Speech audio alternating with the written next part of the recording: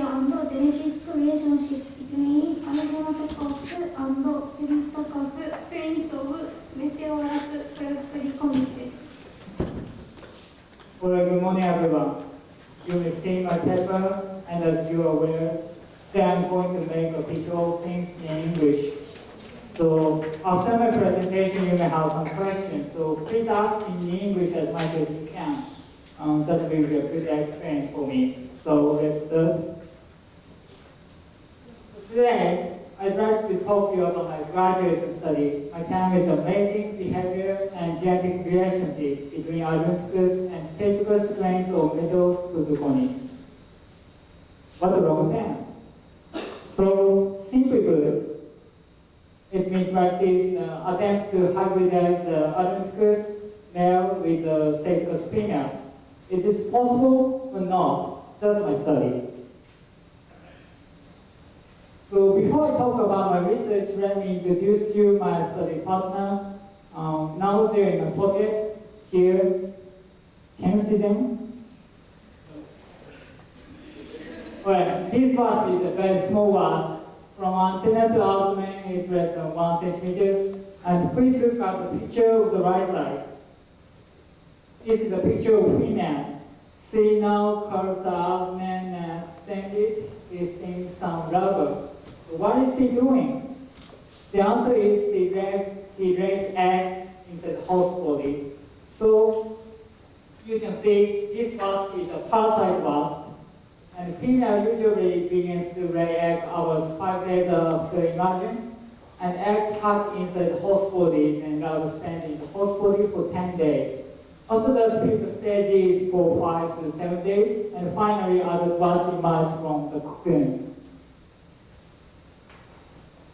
And this wasp can attack a wide range of lepidopteran larvae. It is known as a destructive insect in the field. So they can be a biocontrol agent for integrated pest management. And this is the most important part of my study, so please remember. This wasp has 2 modes of reproduction system, Argonauticus and Ceratopus. So what is Argonauticus and Ceratopus? So simply put it like this, Argonauticus and Ceratopus. Argonauticus is a biparental strain, and Argonauticus is a form of parthenogenesis in which unfertilized egg, so haploid egg develop into male. So male are haploid, and while fertilized egg develop into female, so female is diploid. This is Argonauticus. So what's Ceratopus?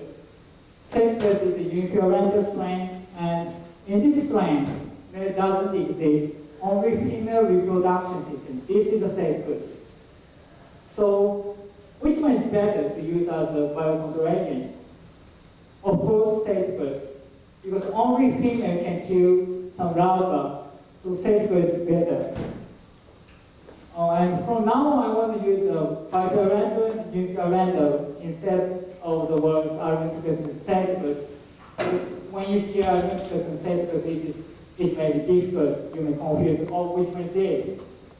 So biparental, bi means 2, so they have 2 parents, and uni means 1, so they have 1 parent. So goal of this study is to introduce this wasp as a biocontrol agent.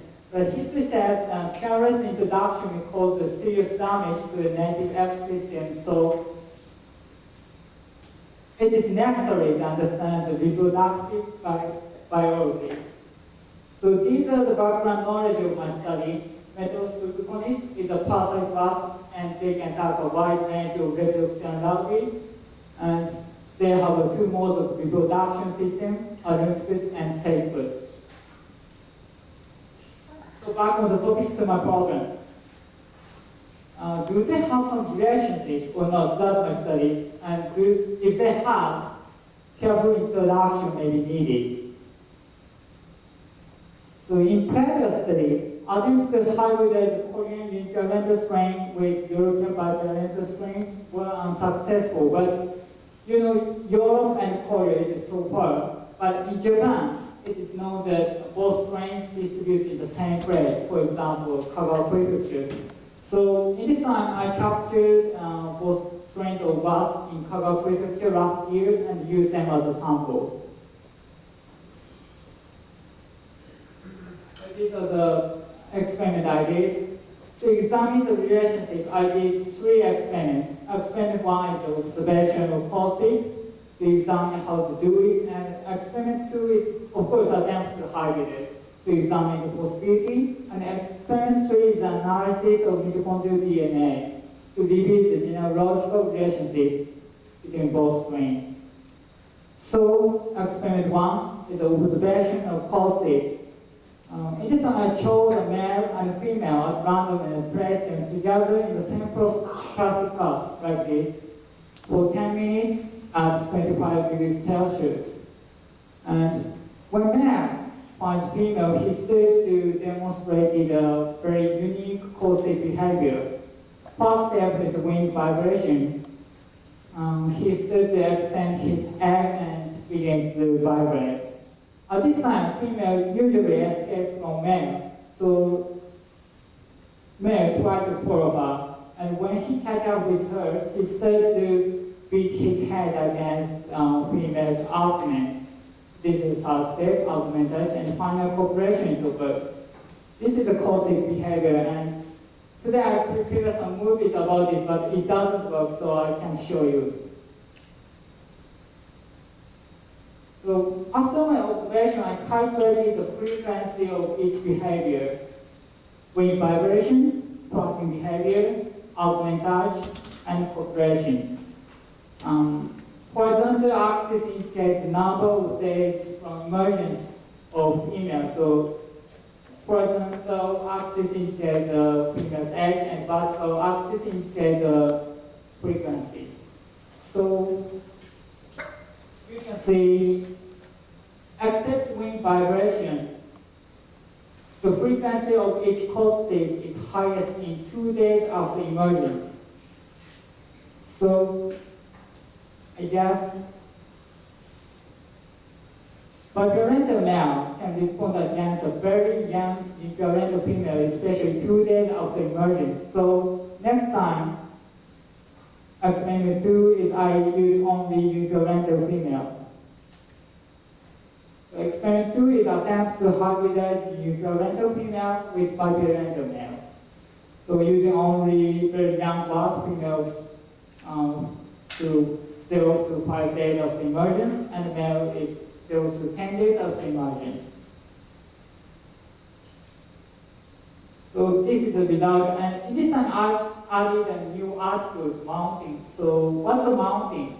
It means male may try to mate, but female refuses it and escapes from it. That's a mounting.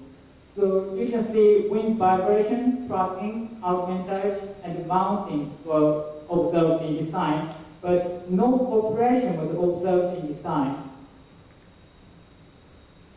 Result again. No cooperation was observed in this time, but some males try to mate, but female refuse it. This is the low frequency of mounting.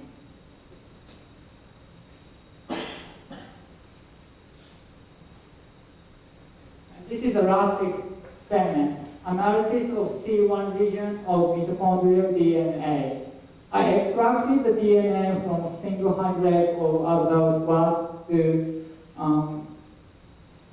examine, and after my analysis, I combined my results with a previous study which was done by Mr. Yoshiabe to complete a phylogenetic tree.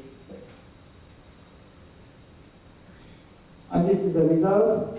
A neighbor joint tree based on mitochondrial CO1 sequence. And scale indicates the genetic distance and bootstrap values indicate as a node. So these are the strains I added this time. And Kagawa 01U means this wasp was captured in Kagawa Prefecture 2001, and U means uniparental and B means biparental. And strain number NR50 and NR129 is a European strain. So these are the uniparental, and these are the biparental. So in this time, I could distinguish both strains very clearly, and no middle strains were observed. So the result is, and then I could distinguish both strains clearly, and it seems that Japanese uniparental strain derives from biparental strain. So my conclusion is no cooperation between both strains in Kagawa Prefecture in this time. But there's some conjecture. Uniparental female seems to continue to produce the sex hormone because coercive behavior usually occurs by these pheromones. And in experiments too, males sometimes respond to uniparental female. So further research is needed to clarify the fact and clarify the phylogenetic relationships and gene flow, because I did only mitochondrial analysis this time. That's all. Thank you for your kind attention.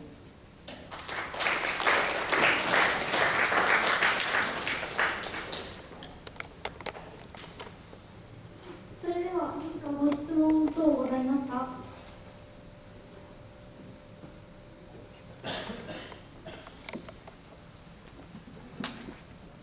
ございませんか？お願いします。日本語で大丈夫です。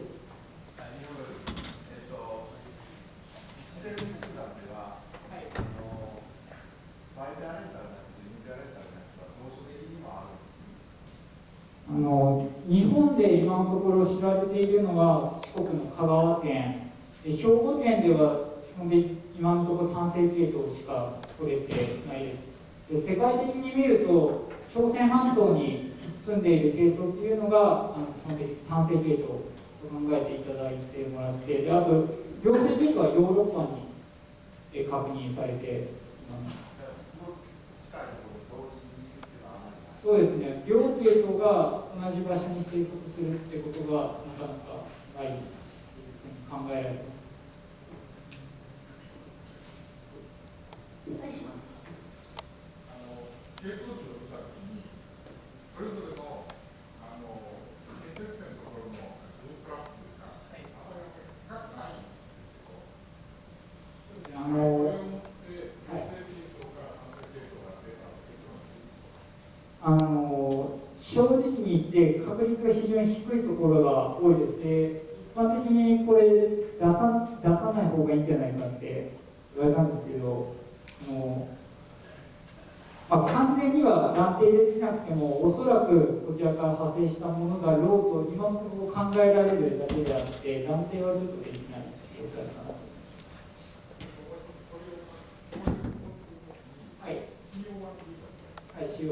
そこを使っておられますけど、そこを使って結構確率書いた場合に、正しい結果が出てくるのは確認されてるんですか？すみません、ちょっとわからないので確認しております。いろんな電子を使って基本的にやる必要があるんじゃないかな。